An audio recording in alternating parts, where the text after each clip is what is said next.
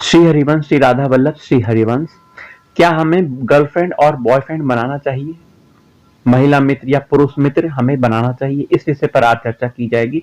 गूढ़ रहस्य है इस बात को, जो समझ गया वो इस मित्रता को छोड़कर वास्तविक मित्रता को पकड़ लेगा। वास्तविक मित्र कौन है, यह पहचान आपको हो जाएगी। जरा ध्यान से सुनिएगा। हम जो विद्यालय में, विश्वविद्यालय में पढ़ने जाते हैं, हमारे माता पिता द्वारा जो धन खर्च करके विश्वविद्यालय में पढ़ाया जाता है, हमको शिक्षा देने के लिए भेजा जाता है, क्या हम इसका दुरुपयोग कर रहे हैं? हमारा जो समय पढ़ाई में लगना चाहिए था, क्या हम उसे पढ़ाई में लगा रहे हैं? आप इस बात पर विचार करिए। आज यह संस्कृति बन गई है, प्रचलन में आ गया है कि मित्र बनाया जाए, गर्लफ्रेंड बॉयफ्रेंड बनाया जाए। बनते भी हैं और बनना भी चाहिए, लेकिन इसकी एक सीमा है। इसकी एक सीमा है, अगर इस सीमा को आप पार कर जाओगे तो वो बहुत नुकसान करेगा। इस सीमा को एक हद तक रखोगे तो वो आपके लिए, आपके परिवार के लिए, आपके माता पिता के लिए, आपके भविष्य के लिए बहुत फायदेमंद होगा। आजकल गर्लफ्रेंड बॉयफ्रेंड बहुत तेजी से बन रहे हैं, लोग बना भी रहे हैं, परंतु इसका गलत प्रयोग हो रहा है। आज समाज में जो गलत प्रवृत्तियां बढ़ गई हैं, इस कॉलेज के समय से ही बढ़ रही हैं। क्यों?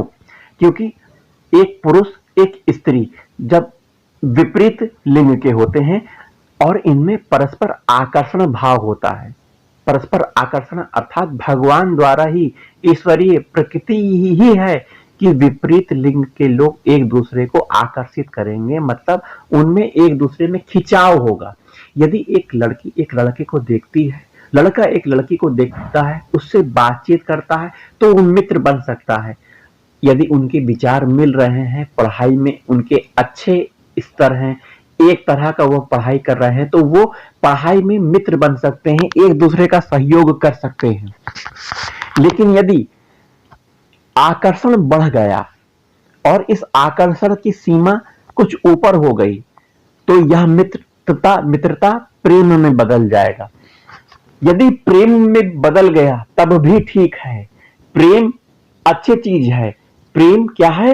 प्रेम दूसरे को सुख देना है, प्रेम अपने प्रेमास्पद को सुख देना, उससे सुख की भावना नहीं करनी है। यह प्रेम का स्तर है। यदि प्रेम हो गया तब भी ठीक है।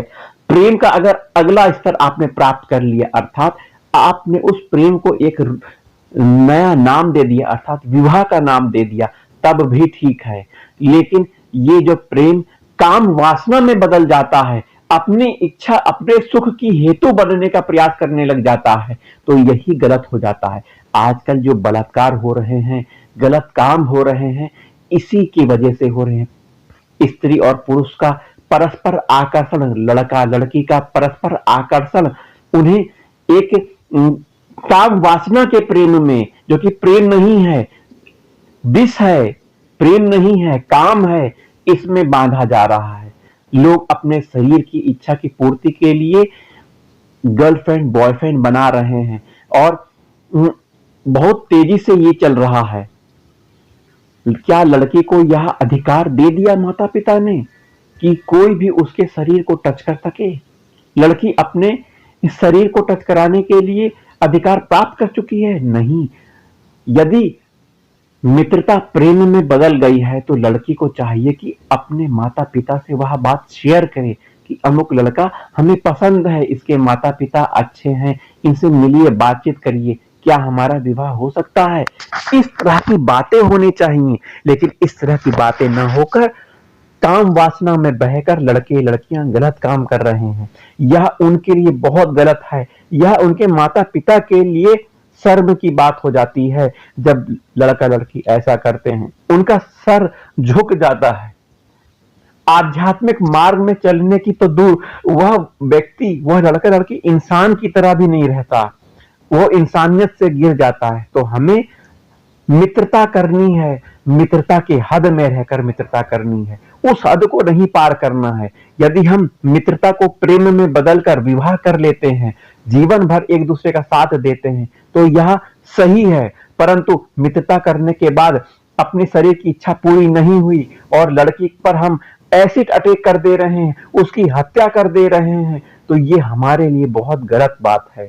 आज समाज में यही एसिड अटैक, हत्या, बलात्कार, इस तरह की घटनाएं बहुत बढ़ती जा रही हैं। तो हमें अपने बच्चों को एक मित्र के भाव से, एक फ्रेंड के भाव से उनसे बातचीत करनी चाहिए। उन्हें बताना चाहिए कि तुम मेरे बेटे नहीं हो, बेटी नहीं हो, तुम मेरे दोस्त हो, तुम अपने सभी बातों को मुझे शेयर करो, जो जो तुम्हारे कॉलेज में होता है पूरी बात हमें शेयर करो, डरो मत, कितनी भी गलत परिस्थिति आएगी मैं तुम्हारे साथ रहूंगा। माता पिता अपने बच्चों को समझाएं, हम तुम्हारे साथ रहेंगे, लेकिन कोई भी बात छुपाओ मत, शेयर करो, हमको बताओ कि कॉलेज में क्या हो रहा है, तुम किस लड़के से किस लड़की से बात कर रहे हो, क्या बातें होती हैं, क्या चाह रहे हो तुम लोग।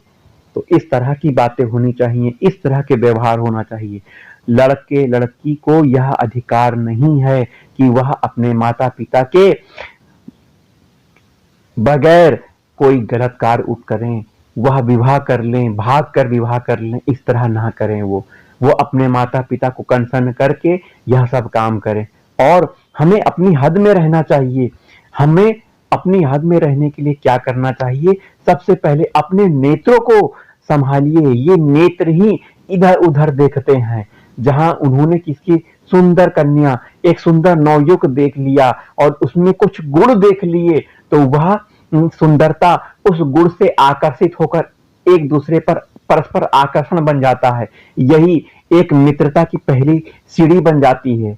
हम मित्रता करें, विद्यालय की सीमा में करें, विश्वविद्यालय की सीमा में करें, कि पढ़ाई का जो स्तर है उस स्तर से हम एक दूसरे से बात करें। पढ़ाई में जो मैटर हमारा फंस रहा है हम सामने वाले से डिस्कस करें, न कि आगे बढ़ जाएं। हमें विश्वविद्यालय पढ़ने के लिए, विद्यालय पढ़ने के लिए भेजा जाता है कि हम कुछ पढ़ लिख कर बन जाएं, नौकरी पेशा कर लें, धन कमाएं, अपने माता पिता परिवार की सेवा करें।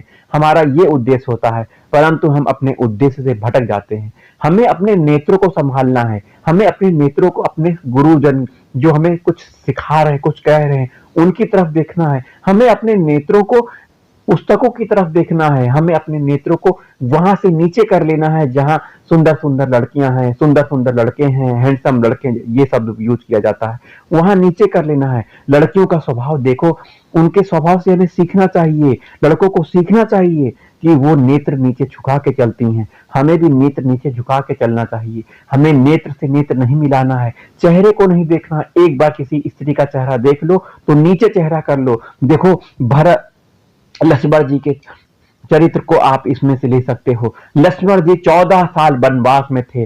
श्री सीता माता के चेहरे को उन्होंने देखा ही नहीं। 14 वर्ष तक उन्होंने उनके चरणों को ही देखा, चरणों को देखा, केवल चरण देखा, उनका मुख का दर्शन ही नहीं किया। जब सीता माता को रावण हर कर लेकर चले गए तो सीता माता के पैरों के पायल गिरे पड़े थे। लक्ष्मण जी ने पहचान लिया कि ये मेरी माता के पायल हैं, मेरी भाभी के पायल हैं, क्योंकि उन्होंने चरणों के ही दर्शन किए थे।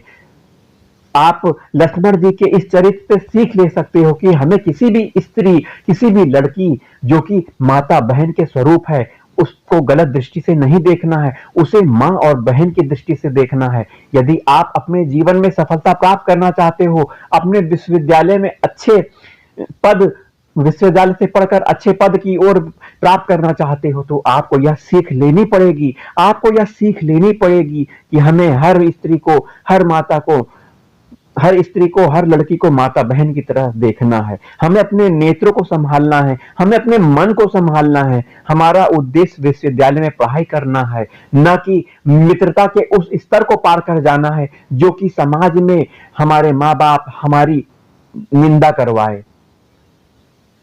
तो मनुष्य जीवन का उद्देश्य भगवत प्राप्ति करना है। इस तरह हम शरीर के आकर्षण से हम भगवत प्राप्ति के मार्ग से भटक सकते हैं। एक दूसरे के शरीर में क्या है, मल मूत्र का घर है या देखिए, इस शरीर से जो आप प्रेम कर रहे हो, जितना भी सुंदर क्यों ना हो, जितना भी हैंडसम सुडोल क्यों ना हो, या मलमूत्र बनाने की फैक्ट्री है कि नहीं।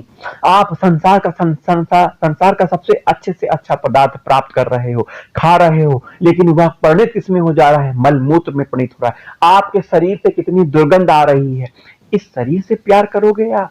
इस शरीर के लिए अपने प्यारे माता पिता को आप धोखा दे दोगे, अपने वजूद से धोखा दे दोगे, आपके जो आपके कर्म है उन सब कर्मों को तिलांजलि दे दोगे। शरीर के प्यार के लिए क्या शरीर है, इसमें कुछ नहीं है।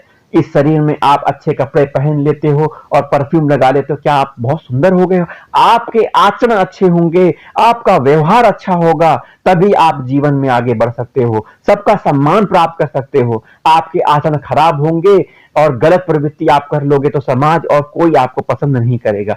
इसलिए आप अंदर से यह भावना करो कि हर एक स्त्री, हर एक बहन जो कि स्त्री स्वरूप है, मां और बहन के समान है, मुझे उससे अधिक कुछ नहीं देखना है। हाँ, अपनी पत्नी को, एक पत्नी को अपनी पत्नी मानना है, बस। उसके अलावा सब भगवान स्वरूप हैं, सब माता बहनें हैं।